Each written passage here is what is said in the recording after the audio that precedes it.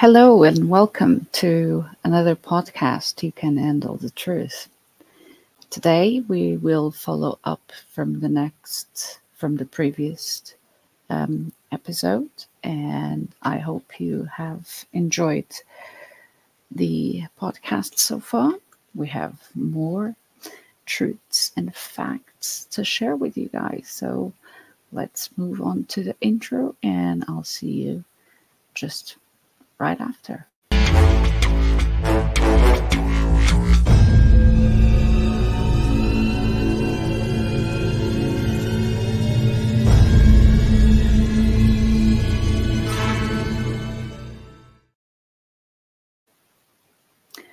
Welcome.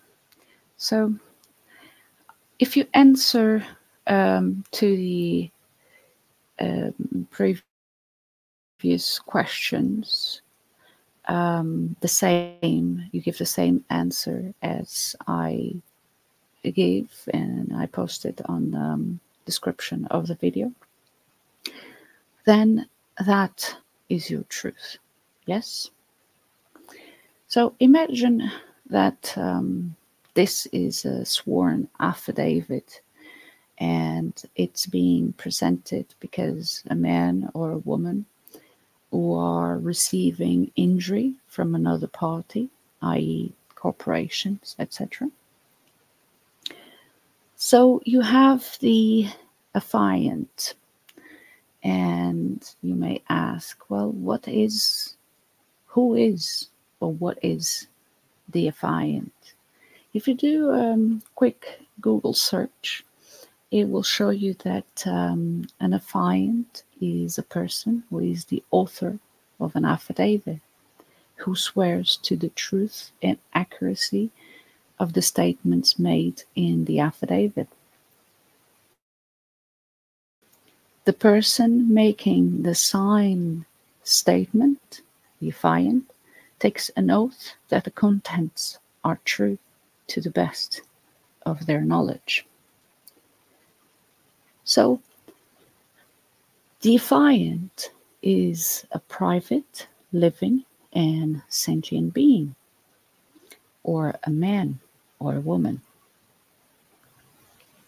The affiant is not a United Kingdom citizen, subject, vessel, or person, or any end-legis artificial entity, procedural phantom, legal fiction, or juristic personality within the United Kingdom. The affiant is foreigner to and without the United Kingdom. Any party that would order, represent, or pursue the affiant to falsely present the affiant as a United Kingdom citizen, vessel, or person, directly or by deception, deceive, misnomer, mistaken identity, warrant or indictment, real or imagined, would be engaging in enticement to slavery. Any party that alleges a liability against the affiant is obligated to produce an affidavit or liability to demonstrate such liability. The affiant is not liable to or for any government statutes, rules, and or codes, including, without limitation, United Kingdom codes and statutes, and or codes of any of respondents' political subdivisions. A legal fiction corporation cannot secure in personam jurisdiction over or against affiant, a living man, without affiant's voluntary election to submit. The affiant's use of a notary public, Bank of England promissory notes and or any other public facilities when alternatives are generally unavailable, does not comprise affiant submission to any political jurisdiction, the creation of an adhesion contract expressly or tacitly with the United Kingdom, and or any other party, real or imagined, or an appearance before any body or tribunal, administrative or judicial, real or imagined. It would be both a violation of law and a violation of the affiant's God-given unalienable rights if any government cooperative agent, officer, or employee attempts to, or does in fact, force, coerce, manipulate, and or deceive the affiant into receiving any form of medical treatment at any time whatsoever, including but not limited to vaccinations. All words herein are as the affiant defines them. So, as an operation of law, the respondent, if they want to rebut, has to rebut your affidavit point by point via a sworn affidavit and proving evidence to support why your statement is not true. Are they ever going to be able to do that? Of course they are not. And they never can, because your affidavit offers facts and truth. And all the legal world can ever offer is fraud and falsehoods. So what have you got then? You have got a lawfully binding agreement of the highest order that no other party can impair. Not bad, what would you say? Now, imagine having a lawfully binding agreement with the CEO of the UK government, the Prime Minister, whatever that one is, and or the CEO of Europe, whoever and whatever that is. That cannot be impaired by any party. As a footnote, and for those folks who like to fool around in the fictional and laughable admiralty courts of the UK and Europe, are you aware that a counterclaim is mandatory? Did you know that the only true counterclaim is a lien? Did you know that the highest form of lien is a maritime lien from the private side, man or woman? Did you know that a maritime lien is also known as a commercial lien? And the commercial lien is also known as, wait for it, try to guess. Can you guess it? An affidavit of obligation? Does that ring a bell? I hope so. Did you also know that if any public entity attempts to impair, breach your agreement's contracts, you have an instant lien right on the other party? Did you also know that affidavits of obligation have had judges running out of the back door of the courts to avoid being named on the lien? This is hardly going to make mainstream media, because this doesn't quite get into that fashion kind of news. It would raise too many questions, and people will start questioning, you see.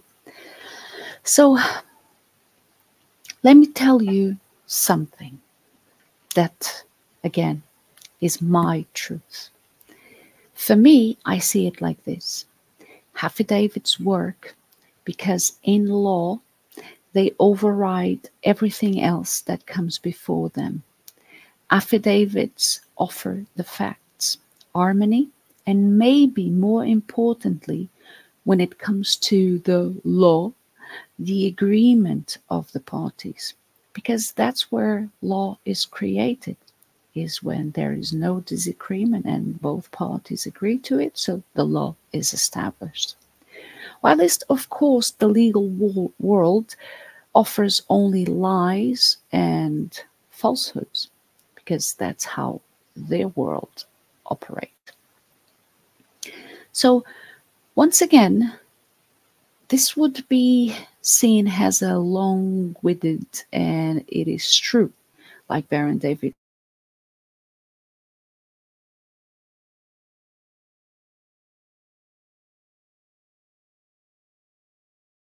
goes, and out from the back door, see that they will be implemented as liable in a commercial way. So no judge can interfere when there is an agreement between the parties. Let me see if you can get this clear and if I can express it in a good way for you to really understand. No judge, no janitor, no arbiter can interfere in an agreement between the parties. This gentleman that wear those robes and those wigs, they are acting in a role, and their role is to be an arbiter in a game, in a role, you see. And that's their job.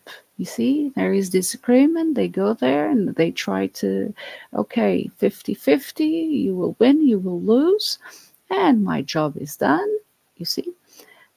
But when you have a commercial lien and the 6-week process, it's done, this little playing games gentlemen with a black robe, they cannot interfere because there is no disagreement. So what are we doing here? You see? So this is one of the major points, in fact, that people, to me, it seems that people simply cannot grasp. Where there is an agreement between the parties, an affidavit or a commercial lien, then there is no disagreement between the parties where a judge can be involved. There is no disagreement between the parties, so there can be no judicial involvement. And if there is, it's because you are not clear about your own court of record and you are not making your court of record prevail. I hope this is a little bit more easy for you to understand how powerful this document is. This legal process simply gets rid of the judge.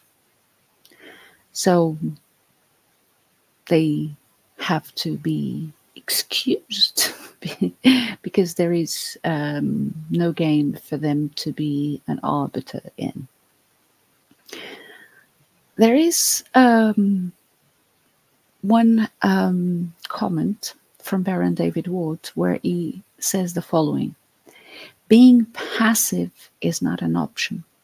Being nice to someone like them is not an option. You have to gut them and gut them hard.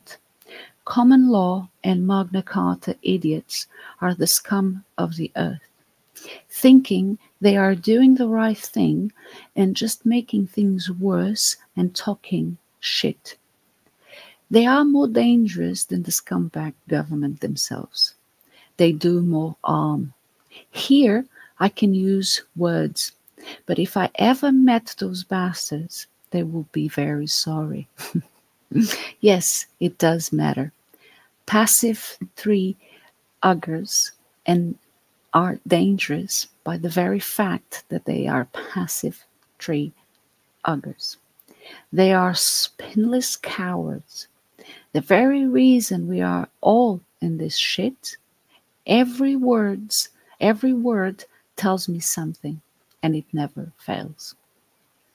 And what he was saying about this, he was saying that if we are all trying to go forward in the decisions that we make and how we make them. But when you have this knowledge that Baron David Ward offered us, where it's simple and you just go into the foundation and you rip that foundation apart because it's rotten, and you say no more. Imagine if all of these people that are trying to fight, let's say, or creating something, because we are all seeing that the things are not working. But imagine if these people, all of them, have the same base, which is consent. This is the claim, folks. We govern by consent and we police by consent. This is the foundation. That's why this document is the foundation, because every single word that's in that document, it's not Baron David Ward's talking, except from Exhibit B, but he provided the evidence that them are saying that. Them are giving the definition of what a state is. It's them who are saying that the judiciary is what it is. So, if you didn't quite get the affidavit, there is a section here on YouTube that I have entitled Baron David Ward BDW. Go and listen to that one. Listen to him explaining. Listen to the podcasts that we did, Monday's People podcasts, where we are there talking and breaking it down in more simple ways for people to grasp it. Go and have a listen to that. Put that to play on your daily routine, you see. And once you understand that all of this is nothing but your inner fear. Your inner fear is preventing you from achieving your greatness, because somehow you still believe in authority. You will see that things will start to unfold. You are the one who needs to change. It comes from within. This change, it doesn't come from the outside. It doesn't come from no one. No one can give it to you. Even if you are in the groups, even if you are searching for answers, yes, you can search for answers, but ultimately, it comes down to you. It's all about you, how you live your truth. Okay, so I touched a point of authority. So let's see how authority is established, shall we? Well, it's not with an election or a vote, and the person, strawman, registered name, citizen, Mr. David Ward, has no obligation or liabilities under the acts and statutes of a government, because no one has signed a legal agreement agreeing to be governed, right? So this is our foundation. That's an open and shut case, legally agreed with a fake government in the fake government's tribunal, and comes complete with a fake government legal and signed declaration of no contest. It cannot get any better than this. We are hard in their system, and we have won. We do not have any need to win the same case again, and again. Also, our silence does not create legal agreement or consent. I'm gonna express this again. Our silence does not in any way, shape, or form create legal agreement or consent. That consent has to be legally and formally signed in full knowledge and understanding. This is the merits and the facts of the case, trial by fire. So, in other words, people cannot tell you, oh, if you don't say anything, they will take it as consent. No, there is no such thing. Okay? Where is that written? Where did the parties agree that my silence would create my consent?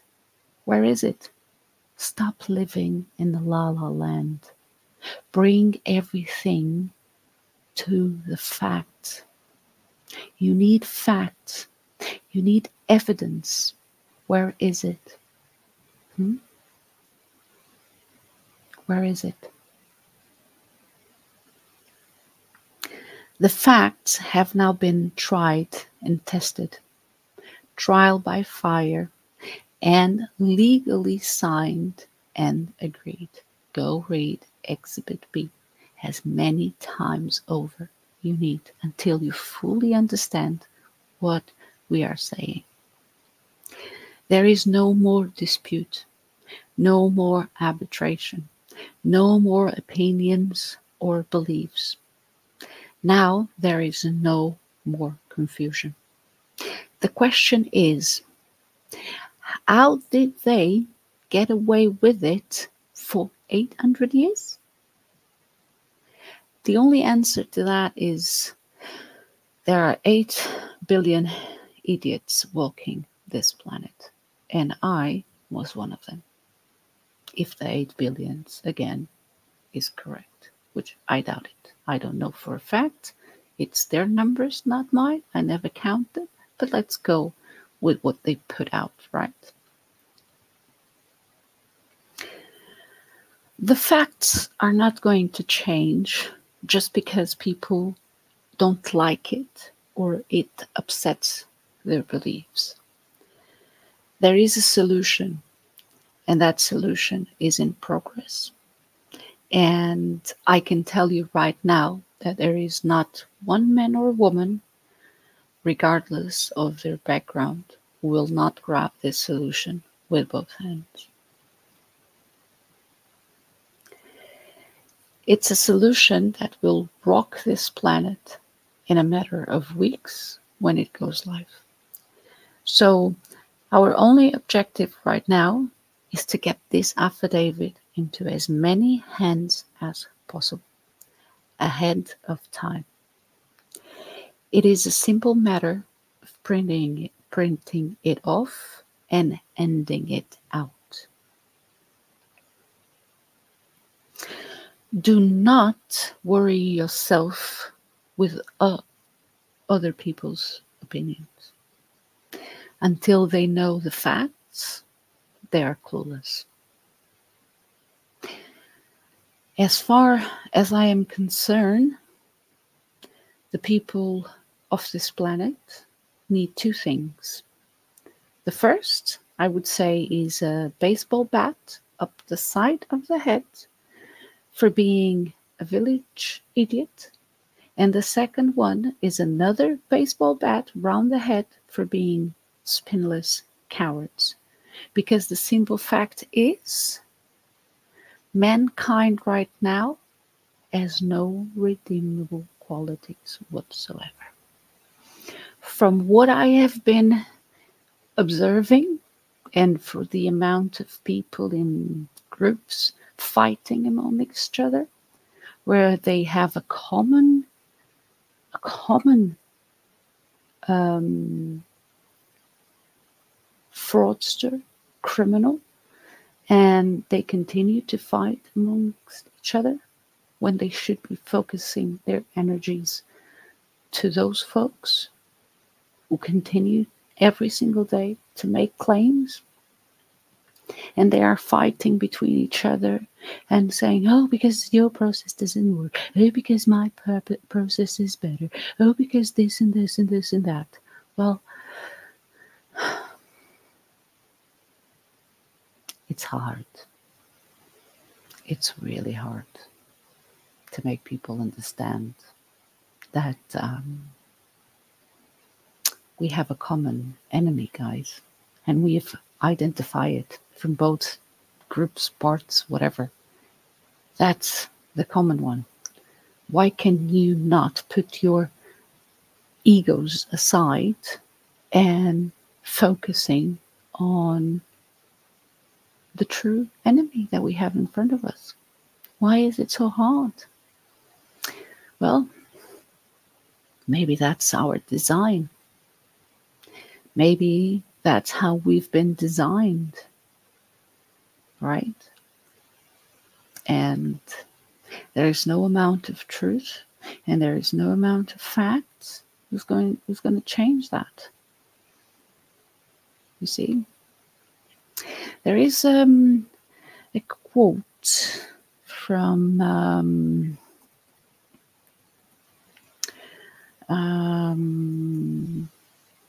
what's her name? Let me see if I can remember. Oh, Harriet Tubman.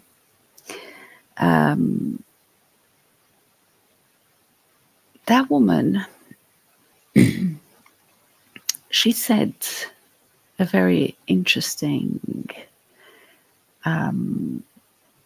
thing, and she said that when she was asked how many slaves she had how many slaves did she got free?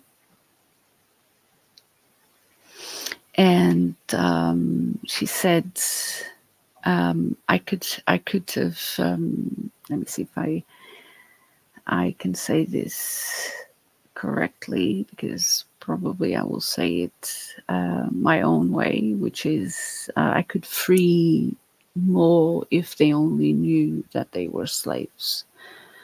I think we are seeing what she was saying, because the same thing happens nowadays. You try to get the facts out and show people that they need to look for themselves, and they don't want to see it. They just don't want to see it. They want to continue to live in their own bubble, let's say. So, yeah, that's what we have.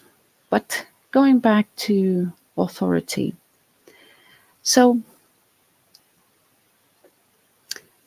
the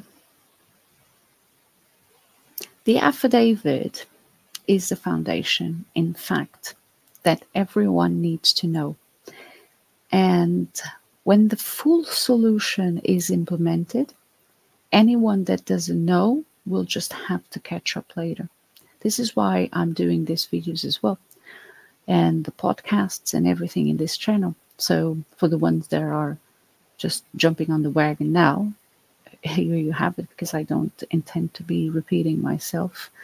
But yeah, I hope it will help the listeners and inspire them and make their heads twist a little bit in this matrix. So if there is only one solution, then there is only one solution. We only need one solution, right? That cannot fail.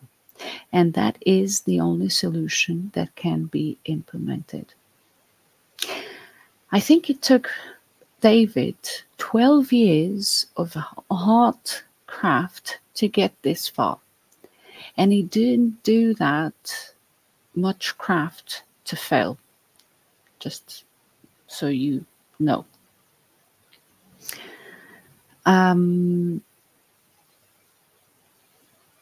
The word fail does not exist in our life. It should not exist at all. It will mean that there is no food on the table if we failed. Well, you can fail in a matter of like an impulse to get back up again, but not fail like does it like quit and oh my god I failed and that's it. You see, it should be like an impulse for you to go and try it again. So while we have already cut through the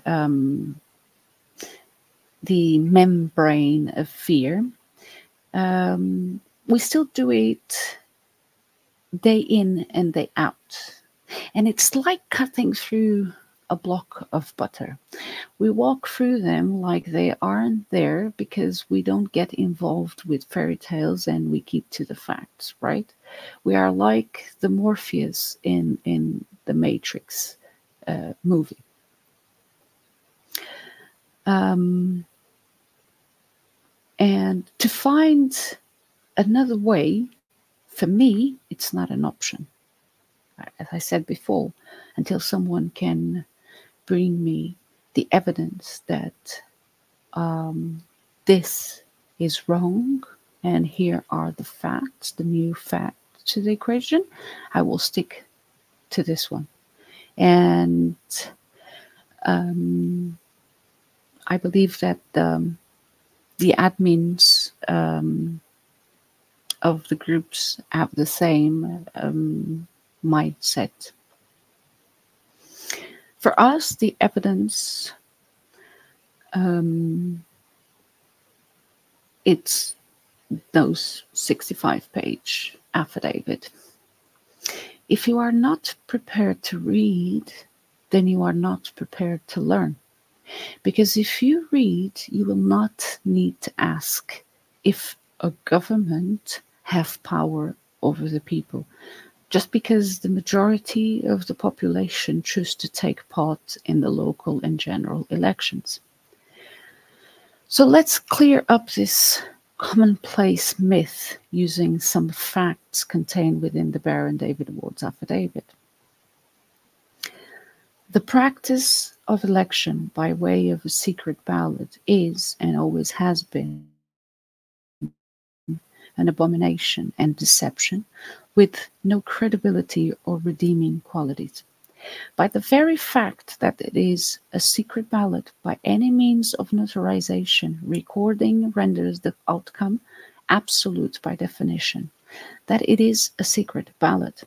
By the very fact that there is no recognized unelective process or reverse process, and by the very fact that there is no such word to this effect in the recognized dictionaries, then this elective process by way of a secret ballot is and always will be void ab initio.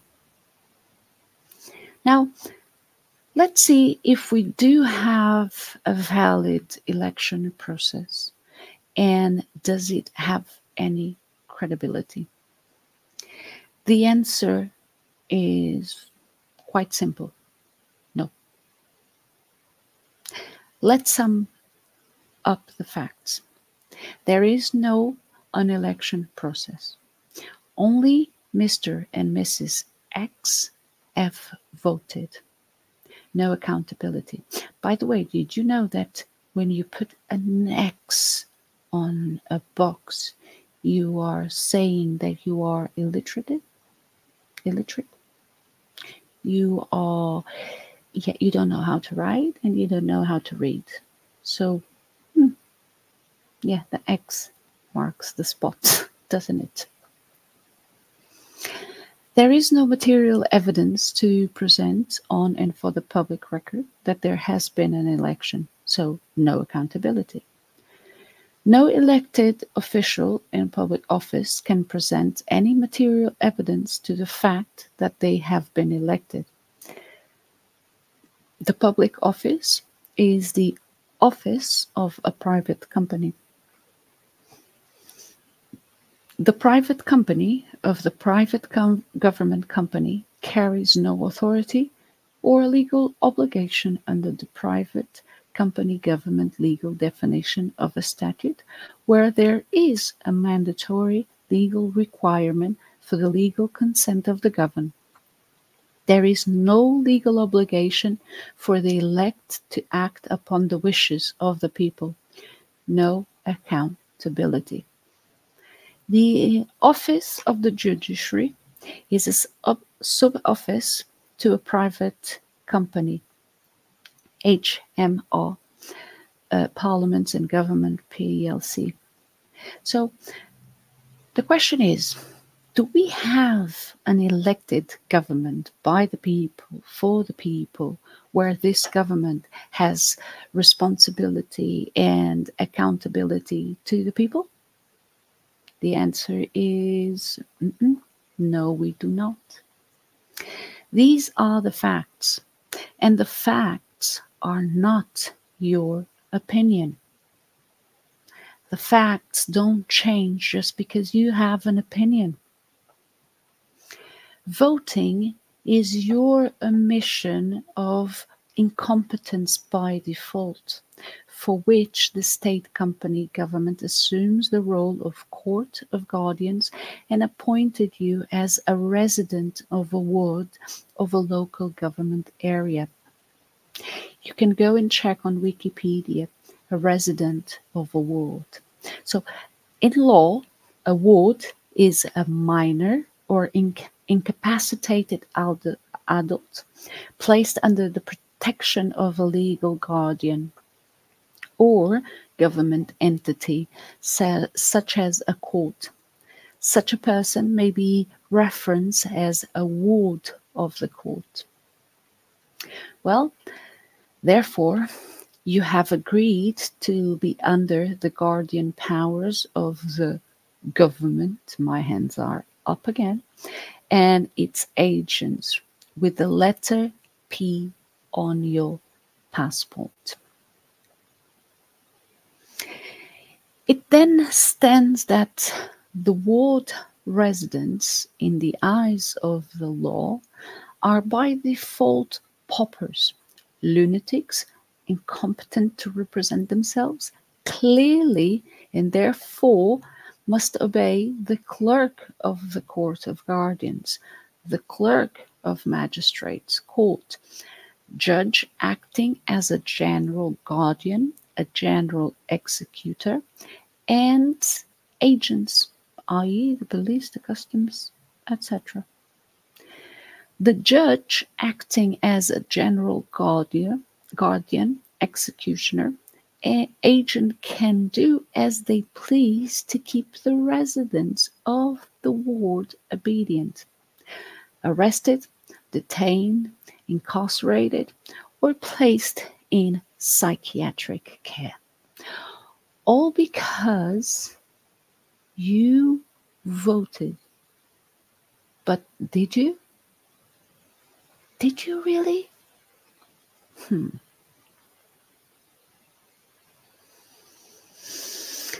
Let's see. Charles Dickens said once, "It was the best of times, and it was the worst of times." So if we go and read the Representation of the People Act of 1918, Remember, all acts and statutes are in the bin because Baron David Ward put them there. But I wanted to bring this one to your attention, just you will understand why. In 1918, the Representation of the People Act was passed, which allowed women over the age of 30 who met a property qualification to vote. Although 8.5 million women met this criteria, it was only about 2/3 of the total population of women in the UK. The same act abolished property and other restrictions for men and extended the vote to virtually all men over the age of 21. Additionally, men in the armed forces could vote from the age of 19. The electorate increased from 8 to 21 million.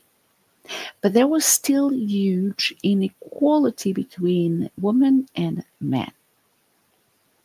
You can find this on the www.parliament.uk and under the Living Heritage Transforming Society. So, why did I bring this one?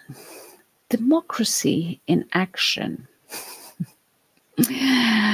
F the creator, the people get to make it up as we go along. You know, let's see. It is truly astonishing to operate in this world and see how zombified people actually are. It's one thing for men, usury is a man's delight and a total source of pride and substance in the US, UK, and PT, etc.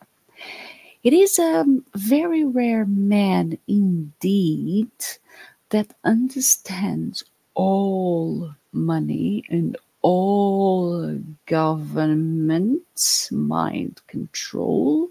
There are fake pagan religions and are usury of the creator's creation. That's why it's called industry or industry. Yeah. But now we are seeing women who are total golems. The old spirit of the feminine energy and conscious unconditional love and truth is being exterminated even faster than it was in the men. This is going to be a completely sterile, artificial world for our children. This reminds me of a book, The Brave New World, from Alex. What was his name? Huxley. Yeah. If you didn't read it, go and have a look. This is going to be a completely sterile, artificial world for our children. Remember, women can be legal persons, profit-seeking corporations, until 1918 in the UK and 1919 in the US and 1929 in Canada. No politician is elected. They are all selected and Freemasons without exception. This is what we have in the affidavit in Exhibit H that exposes the hypocrisy of the secret ballot elective process. Now, do we really have a valid election process? Is government truly a government by the people and for the people? Are we all members of the public? What are the known and observable observable facts. An election is where the people elect into office the representatives they wish to represent them into local government and the parliament. Everybody knows that. We have been doing this for decades. So the concept is that we elect ourselves, and that is self-government by the people and for the people. It is obvious, any fool can see that. The people elect of themselves, and then the people tell the local government that they want the local government to pass this forward to the central government, and therefore we have government by the people and for the people, and all is well. But is it really what we think that happens? The secret ballot we already seen, yeah. Is this a valid process? Do you still think it is a valid process? Well, we do have a choice of all the elected councillors. Is this really a choice? The first question would be as to where is the box to place the X in that states none of the above. Strange how this option is not present on the ballot sheet. Where does this collection of candidates come from in the first place? Is there someone you know? Someone you've been from, I don't know, kindergarten to now? Did you vote because you know him? Because you know that he did good stuff? 95% 95% of the people would not be able to answer this question. Then there is the process itself. The people place an X in a box to signify a choice. Is it really a choice? Think about it. Or have you been manipulated with so many propaganda? So there is only a Mr. or a Mrs., an X, who has voted in a secret ballot. Yeah? So where is the accountability? Who was it that voted in this secret ballot? Well, that would be Mr. or Mrs. X. What happens to all these ballot sheets after a secret ballot? Should they not be kept on and for the public record? But what would be the point, right? This is, after all, a secret ballot, right? So who cares? So the first question is this. Where is the material evidence that there has been somebody elected into office? If an elected person was asked to present the material evidence of the fact that they have been elected, then where is the material evidence and accountability? How can the elect prove by presenting physical evidence that they have been elected? Where is the public record on and for the public record, in which public office can see this evidence? Can my hands are in the air and my both fingers are doing that, you see? Can our current prime minister present the material evidence of the fact that he has been elected? Well, this one he certainly cannot.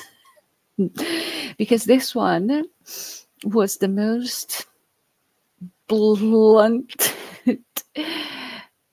thing in your face. You see, this one this one is just like, wow, if you cannot see it now, I don't know what else, to be honest. You see?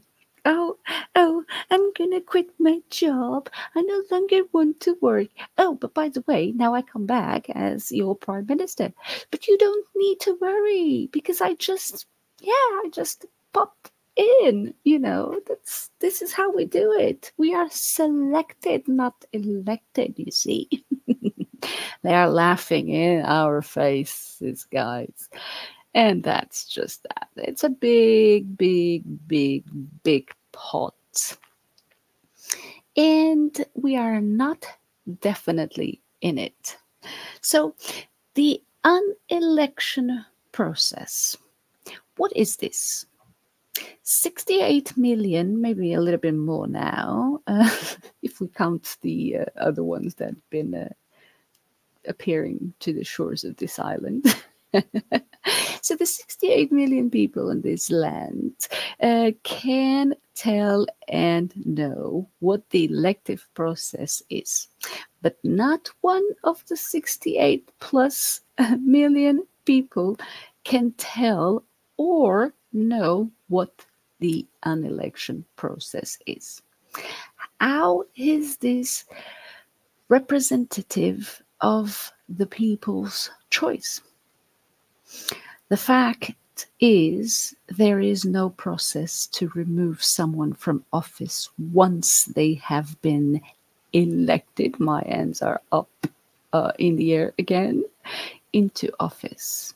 How is this government by the people and for the people, where there is no known process to unelect an officer of the state? You see? This is a fact. And like I said, facts don't lie. I hope you guys have enjoyed this one. And I'll be back soon, as promised. And I'll see you on the next one. It's going to be fun.